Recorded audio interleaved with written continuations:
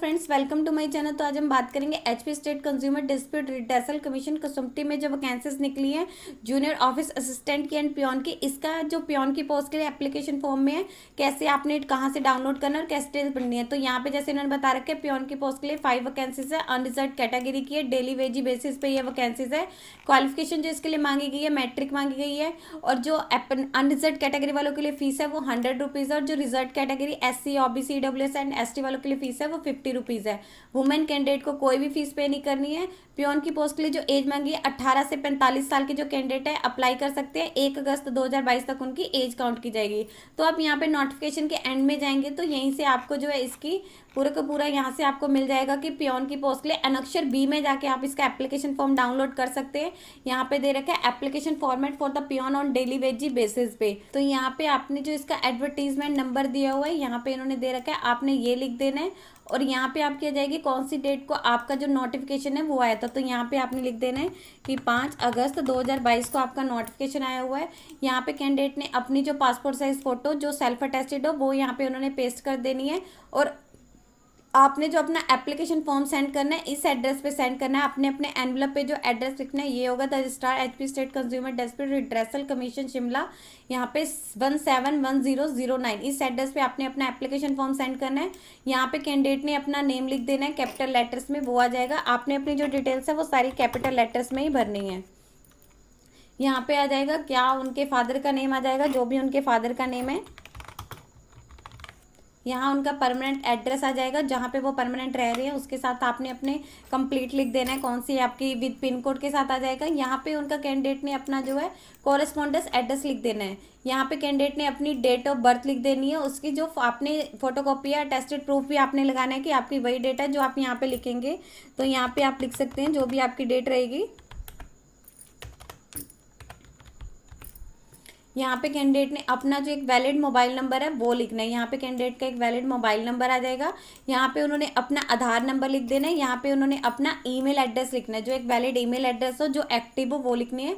यहाँ पे आपकी एजुकेशनल क्वालिफिकेशन आ जाएगी। लिखे है कि आपने अपनी जो आपकी एजुकेशनल क्वालिफिकेशन सर्टिफिकेट रहेंगे उनकी सेल्फ अटेस्टेड फोटोकॉपीज इसके साथ अटैच करके सेंड करनी है, मतलब इसके साथ इनक्लोज करनी है। यहाँ पे आपकी मैट्रिक की डिटेल्स आ जाएगी। यहाँ +2 की दे रखी है, यहाँ ग्रेजुएशन की दे रखी है। तो इसमें जो क्वालिफिकेशन मांगी गई है पियोन की पोस्ट के लिए वो आपकी मैट्रिक मांगी गई है। तो यहाँ आप मैट्रिक लिख सकते हैं, कौन से बोर्ड से की हुई है वो आप यहाँ पे लिख सकते हैं।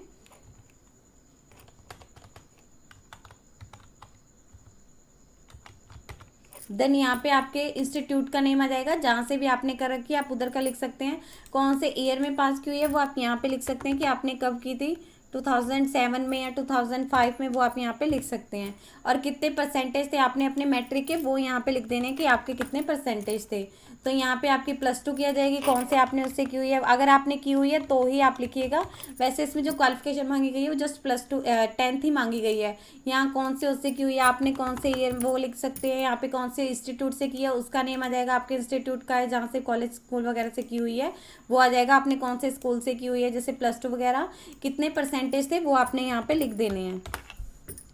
यहाँ पे आपने employment exchange registration number and date लिख देनी है। अगर आपने यहाँ पे कहीं पे अपने नियर बाय एम्प्लॉयमेंट एक्सचेंज में रजिस्ट्रेशन करवा रखी है तो उसमें आपका जो रजिस्ट्रेशन नंबर है वो लिख देनी है। और कौन सी डेट को करवाई थी वो लिखनी है। अगर है तो लिखनी है, जरूरी नहीं है। यहाँ पे अवेलेबल तो लिखनी है, अदरवाइज आप यहाँ पे नो भी लिख सकते हैं। देन नेक्स्ट पेज पे आप जाएंगे तो कैटेगरी, आप कौन सी कैटेगरी से बिलोंग करते हैं वो आपने यहाँ पे लिख देना है। तो आप यहाँ पे लिख सकते हैं अगर आप जिस भी कैटेगरी से बिलोंग करते हैं OBC से, तो आपने इसके साथ जो है इसका सर्टिफिकेट भी अटैच करनी है, उसकी सेल्फ अटेस्टेड कॉपी। एक्सपीरियंस यहाँ पे नेक्स्ट में दे रखा है एक्सपीरियंस अगर है तो यहाँ पे दे रखा है अगर कैंडिडेट को ड्राइविंग आती है तो उसका उन्होंने अपनी ड्राइविंग लाइसेंस की इसके साथ मतलब आपने जो है सेल्फ अटेस्टेड फोटोकॉपी अटैच करनी है। यहाँ पे आप लिख सकते हैं कि आपके पास अगर एक्सपीरियंस है तो वो लिख देना है और इसके साथ वो अटैच करनी है। देन यहाँ पे दे रखे have the candidate ever been connected किया गया, तो यहाँ पे लिख देनी है, उसकी डिटेल्स लिख देनी है। देन क्या कैंडिडेट के अगेंस्ट कोई क्रिमिनल केस पेंडिंग है तो आपने अगर है तो येस कर देना, अदरवाइज आप यहाँ पे नो कर देना। और यहाँ पे भी आपने जो है नो लिख देना है। तो यहाँ दोनों जगह आप नो लिख दीजिएगा। अगर येस करेंगे तो आपको इसकी जो डिटेल्स वगैरह है वो यहाँ पे लिखनी पड़ेगी। तो आपने जस्ट यहाँ पे भी नो लिख देना है कि हाँ कुछ भी ऐसा पेंडिंग नहीं है। एप्लीकेशन फ़ीस, तो यहाँ पे कैंडिडेट की जो एप्लीकेशन फ़ीस है वो पे करनी है।